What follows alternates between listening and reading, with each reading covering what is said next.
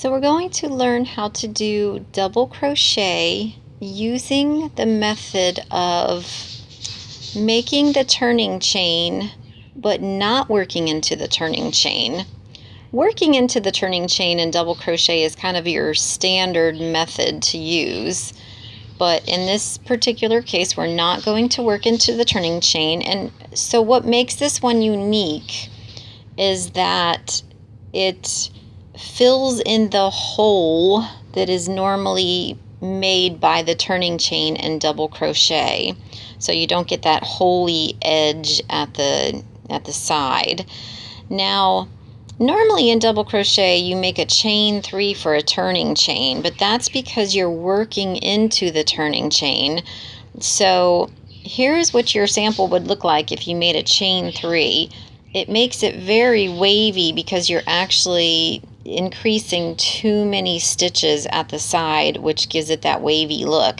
Now you could use this definitely to your benefit, because that could make a pretty awesome looking blanket on the edges. You already have that wavy edge like built right into it, so that's definitely a benefit.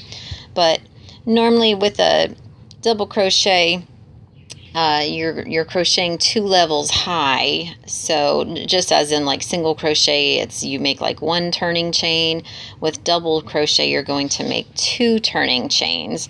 So this is what it will look like with the 2 turning chains versus the 3 this is the 3 turning chains. You can see how much more extreme those edges are with the 3 turning chains versus the 2. It's a lot straighter, but yet there is still a little bit of a curviness going on here, and that is usually why we actually just crochet into the top of the turning chain. But this method right here, again, fills in that hole that you would normally get at the side when you crochet into the turning chain.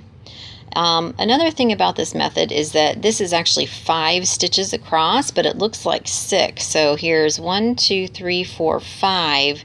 These are actually my stitches right here, but this number 6 going on is just the turning chain, so it's not actually part of the actual stitch count of the project. Again, here's the turning chain over here and the turning chain right here, and each row, so it looks like each row's got 6 stitches when in actuality it's only 5 stitches.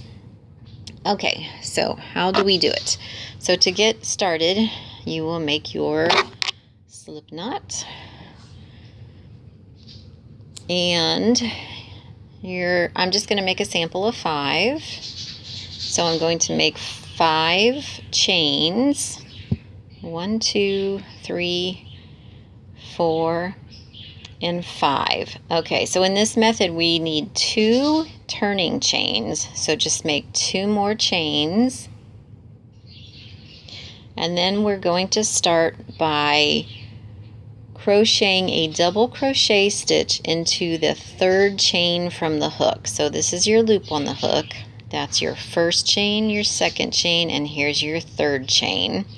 So to start, you're going to yarn over and then find that 3rd chain, 1, 2, 3, right there, and put your hook right into that 3rd stitch, and then yarn over and pull up a loop, and you'll have 3 loops on your hook. Yarn over and pull through only 2 loops, and you'll have 2 loops left. Yarn over and pull through 2 loops. Okay, so there's our very first stitch right there, and this area hanging out at the side is your turning chain. So there's your chain 1, chain 2, turning chain, and this is the top of the stitch that you just made. Okay, so working across, you're going to yarn over, insert your hook into the next chain, yarn over and pull up a loop. You've got 3 loops. Yarn over and pull through 2 loops. Yarn over and pull through 2 loops. So now you've got 2 stitches made and your turning chain. All right, next stitch. This is stitch number 3, and there's your chain that you want to work into, and you've made a yarn over. Insert your hook into the chain, yarn over, and pull up a loop, yarn over, and pull through 2 loops, yarn over, and pull through 2 loops. Moving to the next stitch, you want to yarn over. You've got 2 stitches left here. 1, 2. So this is the one that we need to work into, the second to the last, and insert your hook, yarn over, and pull up a loop, yarn over and pull through 2 loops, and yarn over and pull through 2 loops. Okay, here's that tricky last one. So make your yarn over, and that's your slip knot right there, and this is your last chain stitch. We just want to work right into this top. We just want to put our hook right under that top loop right there. Yarn over and pull up a loop, yarn over and pull through 2 loops, and yarn over and pull through 2 loops. So looking at our work here from the top, you can see we've got stitch number 5, 4, 3, 2, 1. Right on the edge here, we have the 2 turning chains. The 2 turning chains just brings your work up to height. And then underneath, we have that really pretty curvy edge because we just worked under the top loop, and it gives us this really pretty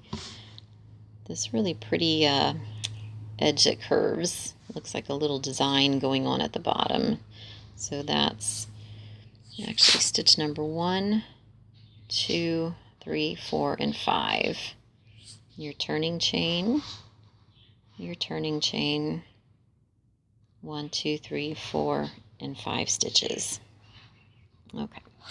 Okay, so to turn our work, we want to chain 2 for our turning chain. Turn your work like the page of a book. Now, you've got the loop on the hook, and we're not going to count the turning chain as a stitch. So this is your turning chains right here, 1 and 2. So we're going to work right into that 3rd chain, it's the top loop of the double crochet that you just worked below.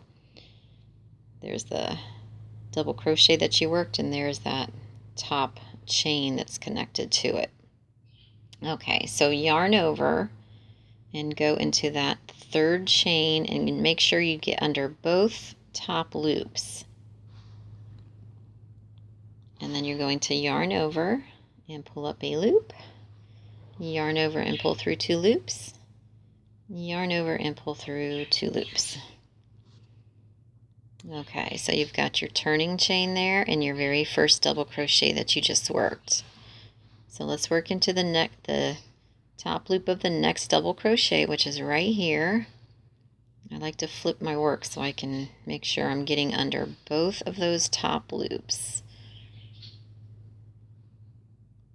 And yarn over and pull up a loop, and you'll have 3 loops. Yarn over and pull through 2 loops. Yarn over and pull through 2 loops. And for stitch number 3, which is right here,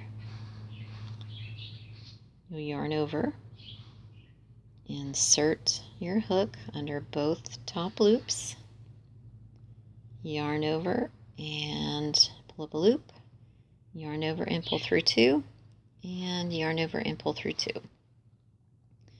Second to the last stitch, yarn over, find your next 2 top loops from that double crochet from below, and it'll have like a left side and a right side. Yarn over and pull up a loop, yarn over and pull through 2, yarn over and pull through 2 loops. And for our very last stitch,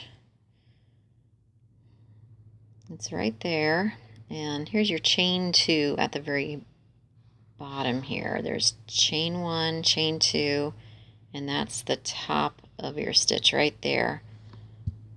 from the double crochet stitch made from below. So that's what you want to work into. You want to yarn over and insert your hook under both of those two top loops. Need to get some more yarn here. And let me start that again. I had to grab some more yarn. Okay, so yarn over and insert your hook under that very last stitch under the two top loops. Yarn over and pull up a loop, and yarn over and pull through two, yarn over and pull through two. And that is your second row. And so you'll just keep repeating that second row over again. For your next row, make your chain 2 for your turning chain, flip your work, and you'll just repeat row 2 by crocheting into the third chain from the hook. Okay, so let's take a look here. So we've got row 1 down here and row 2, and so you see how it actually makes it look like you've got sort of like 6 stitches when you actually only have 5. 1, 2, 3, 4, and 5. But these extra chain stitches over here sort of make it look like it's, you know, got six stitches working across. But yeah, the really nice thing about this is it fills in that holy look. So each project just has a different need, so you just, you know, kind of have to evaluate which is the best double crochet method for the needs of the project that you're working on.